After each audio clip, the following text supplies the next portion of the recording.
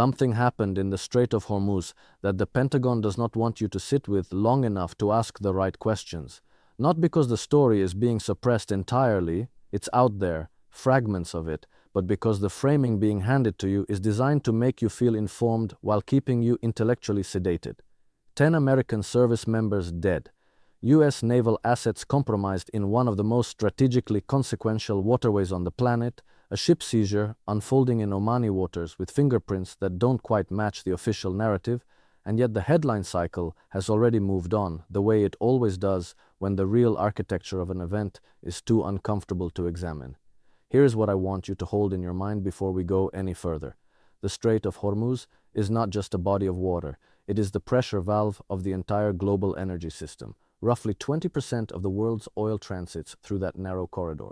Every serious geopolitical player on Earth, Washington, Beijing, Moscow, Tehran, Riyadh, has war-gamed scenarios around it, some of them for decades, which means that nothing that happens there is accidental, nothing is spontaneous, and when American warships are lost and American soldiers die in that specific geography, the first question a serious analyst asks is not, what did Iran do?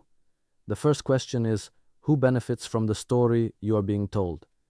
There is a critical realization I'm going to bring you to in the final portion of this analysis, one that reframes this entire incident not as a military failure, but as something far more calculated and far more dangerous for the average American. Stay with me, because the surface narrative and the operational reality are not the same thing. Let us begin with the geography, because geography is destiny, and in the case of the Strait of Hormuz, it is a destiny that has been written and rewritten by empires for centuries. The strait is, at its narrowest, approximately 21 miles wide, 21 miles separating the Persian Gulf from the Gulf of Oman.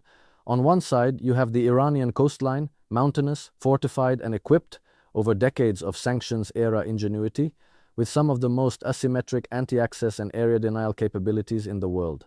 On the other side, you have the UAE and Oman, nominal American partners whose relationships with Washington have become considerably more complicated since 2020.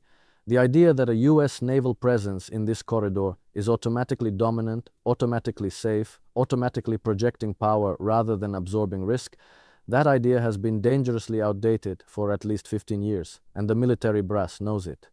So when we are told that this incident was a tactical surprise, I want you to ask yourself, surprised whom exactly? The architecture of what Iran has built in and around the Hormuz corridor since the early 2000s is, by any objective military assessment, extraordinary. They did not try to match the United States carrier group for carrier group. They understood with a kind of strategic clarity that Washington's defense contractors have a financial incentive to obscure that the era of conventional naval dominance is over. What Iran built instead was a layered, redundant, deeply decentralized kill chain. Swarms of fast attack boats, anti-ship ballistic missiles, not cruise missiles, ballistic missiles, which follow a trajectory that current naval defense systems were not originally designed to intercept. Underwater drone capabilities that have been field-tested and refined, coastal artillery integrated with satellite reconnaissance provided in varying degrees by partners who shall remain strategically unnamed for now. The point is this: the Hormuz corridor, for a U.S. surface fleet, is not a demonstration of power. It is an exposure. It is a kill box that Iran has spent 30 years constructing, and the American public has been told almost nothing about it. But to understand why this matters beyond the immediate tactical tragedy, we have to look at the timing. Why now? Why is this incident, with all its devastating human cost, 10 American service members, fathers, sons, daughters, why is it erupting at this specific juncture in history? The answer requires us to zoom out from the strait itself and look at the broader chessboard. We are living through what I would describe as the terminal phase of the unipolar moment. That phrase sounds academic, but what it means in practical terms for you, sitting in America right now, is this. The institutional architecture that Washington built after 1991, the one that assumed American military supremacy, would forever translate into political and economic compliance from the rest of the world. That architecture is cracking, not slowly, rapidly. The de-dollarization conversation, once dismissed as fringe, is now a standard agenda item at BRICS summits. The Abraham Accords, celebrated as a masterstroke of regional reshaping, have been quietly overtaken by a far more consequential realignment, Saudi Arabia and Iran, arch enemies for decades, sitting in normalized diplomatic relations brokered not by Washington but by Beijing. Think about what that means. Think about what it means that the single most important bilateral relationship in the Middle East was restructured by a power that Washington spent the last decade trying to contain. The chessboard did not just shift. Several of the pieces changed allegiances while Washington was looking at a different part of the board. And it is precisely within this context of eroding influence that the Hormuz incident must be understood.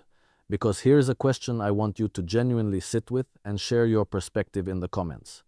Do you believe that a military establishment as sophisticated as the one Iran has built around Hormuz over 30 years would execute an operation of this scale, killing 10 American service members, compromising U.S. naval assets, without calculating the full spectrum of consequences? Or does the precision and timing of this suggest something more deliberate, more strategic, and perhaps coordinated at a level that goes beyond what Tehran alone could engineer? Now let us bring in the Oman dimension, because the ship hijacking in Omani waters is not a footnote to this story. It is in many ways the more revealing data point. Oman occupies a unique and deeply underappreciated position in the geopolitical architecture of the Gulf region.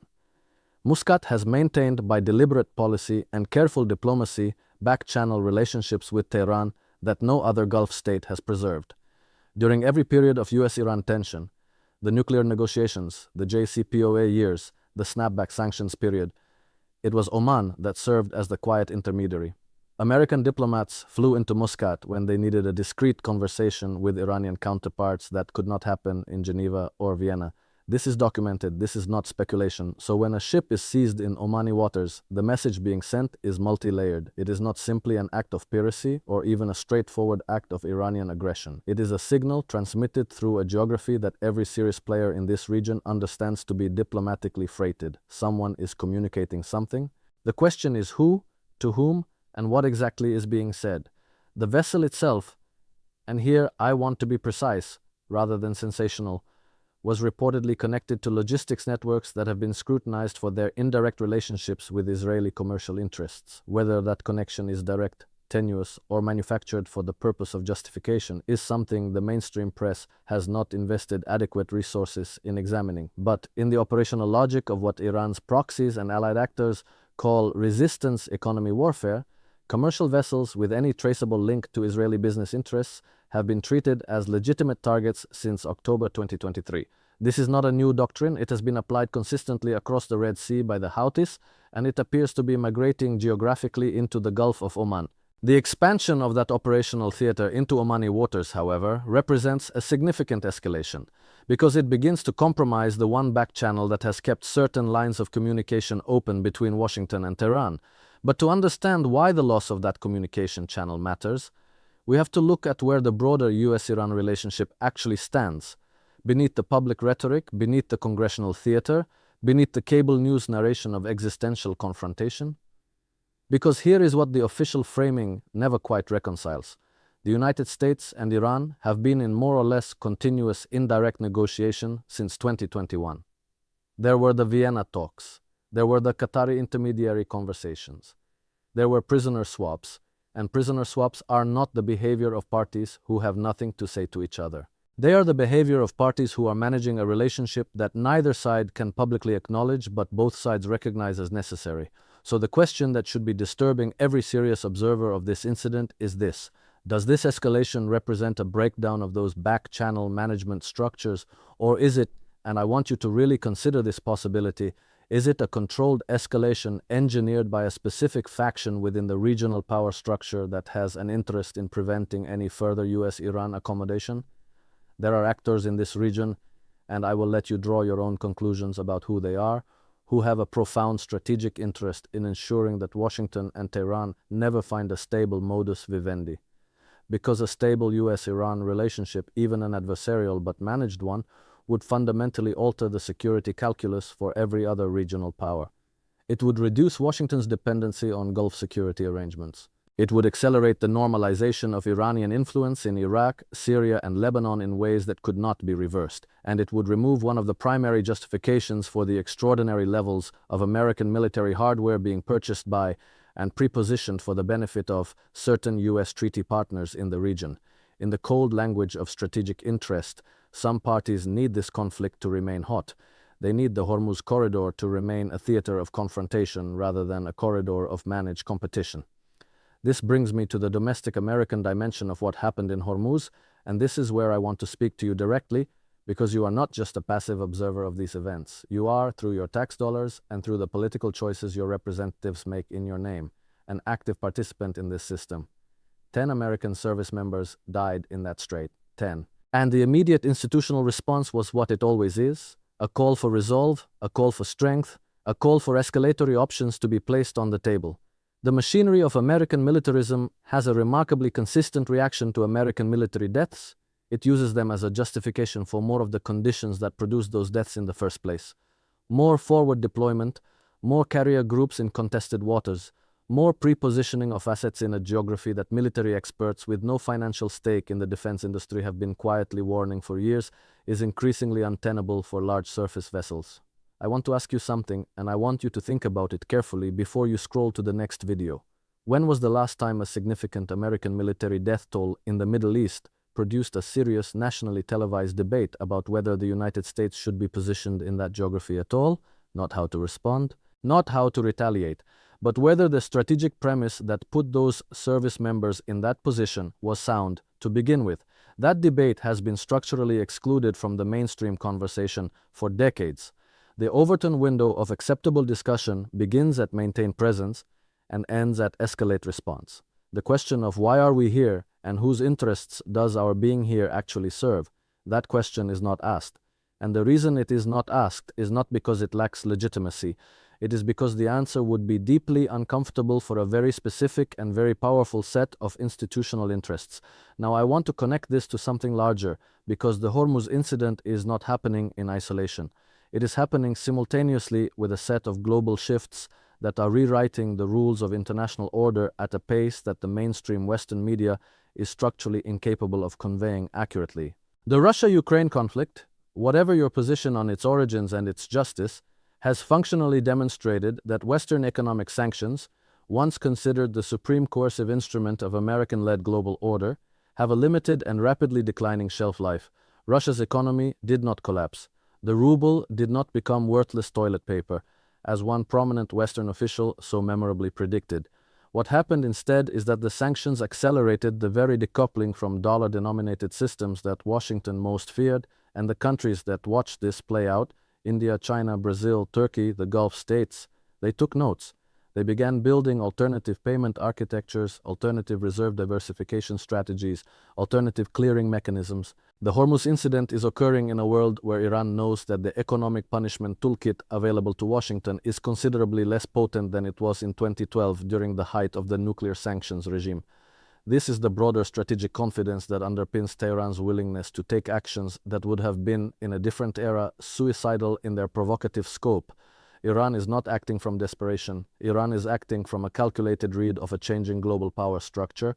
And that read, whatever we think of the Iranian government's domestic conduct, whatever we think of its regional proxy strategy, that geopolitical read is, by the evidence available, substantially correct. Here is another question I want to leave in the comment section for your analysis. Given that Iran has essentially demonstrated it can withstand maximum pressure sanctions while simultaneously expanding its regional influence and military sophistication, what is the actual strategic objective of continued American military confrontation in the Hormuz corridor? What is the end state? What does victory look like? I have posed this question to some of the most serious strategic thinkers I have encountered in years of this work, and the honest ones and the ones without a think tank salary dependent on a particular answer consistently struggle to articulate a coherent response, because the strategy, if you strip away the language of deterrence and resolve, does not have a legible endpoint. It has a momentum, and momentum without direction in a geography as volatile as the Hormuz corridor is not strategy, it is drift, and people die in the drift. The Oman-Ship-Hijacking, to return to it one more time before we reach the critical realization I promised you at the outset, also speaks to something important about the nature of hybrid warfare in the 21st century. The targeting of commercial shipping, vessels carrying energy, grain, manufactured goods, and consumer products, is not random violence. It is a form of economic pressure applied through military means. The Houthis demonstrated in the Red Sea that a relatively resource-constrained actor could, by targeting a sufficient number of commercial vessels, force global shipping insurance rates upward, reroute cargo around the Cape of Good Hope at enormous additional cost, and effectively tax global trade in a way that transferred economic pain from the sanctioned to the sanction imposers. The migration of that logic into Omani waters suggests that someone has concluded the Red Sea campaign was successful enough to expand and replicate. And if the Gulf of Oman becomes a sustained theater of commercial disruption, the implications for global energy prices, for the gasoline you put in your car, for the heating oil that warms your home, for the cost of every manufactured product whose supply chain touches the Gulf, those implications are direct and personal. This is why the conversation about Hormuz cannot be left to generals and cable news analysts with security clearances and institutional loyalties. This conversation belongs to the American public because the American public is the one absorbing the costs, in blood, in treasure, and increasingly in the economic consequences of a strategy that has not been honestly examined or publicly debated in a generation. I told you at the beginning of this analysis that there was a critical realization I wanted to bring you to. Here it is, stated as plainly and directly as I know how to state it.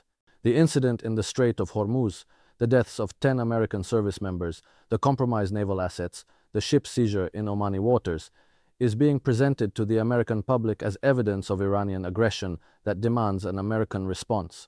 That framing is not accidental and it is not neutral, it is a marketing ploy. I use that term deliberately because what is being sold to you is not a security strategy. What is being sold to you is a continuation of a posture, a military-forward, escalation-ready, adversarially framed posture toward Iran that serves a specific set of institutional interests and a specific set of regional allies whose strategic objectives do not map neatly onto American interests. The Americans who died in that strait were not protecting American national security in any direct or legible sense. The Strait of Hormuz does not need to be patrolled by American warships to ensure that oil flows through it, because every country that sells oil through the strait and every country that buys it has an overwhelming economic interest in its remaining open. Iran, whatever its political conflicts with the West, is an oil-exporting nation. Closing the strait permanently would destroy its own primary revenue source. The mutual deterrence that keeps the strait functionally open is not a product of American military presence. It is a product of economic necessity shared by every party in the region. The American military presence there is not the cause of stability. It is increasingly a provocation that creates the instability that then justifies further presence. It is a self-reinforcing loop. And the people dying inside that loop are 22-year-old Americans from places like rural Ohio and suburban Georgia who were told they were defending freedom and came home in flag-draped coffins, having defended a strategic abstraction that their own government cannot coherently explain. I want to be clear, I am not telling you that Iran is innocent or that its regional conduct is without genuine danger. I am telling you that the conversation you are being invited to have, the one that starts with how do we punish Iran and ends with how much more military force do we apply, that conversation is structured to prevent you from asking the question that actually matters, which is what is the political resolution that ends this cycle and who is blocking it and why? There are people in Washington and in certain allied capitals who know exactly what a sustainable political framework for US-Iran relations would look like. There have been moments, 2015 was one of them, when that framework was within reach. It was destroyed, not by Iran walking away. The historical record, examined honestly, shows something more complicated and more uncomfortable than that. And until the American public demands a full accounting of who destroyed that framework and why and what they gained from destroying it, we will continue to have these conversations. We will continue to count American dead in the Hormuz corridor. And we will continue to be sold narratives designed to make us feel informed while keeping us politically inert. That is the real story behind the headline, not the tactics, not the hardware. The question of who is steering this and toward what end and at whose expense.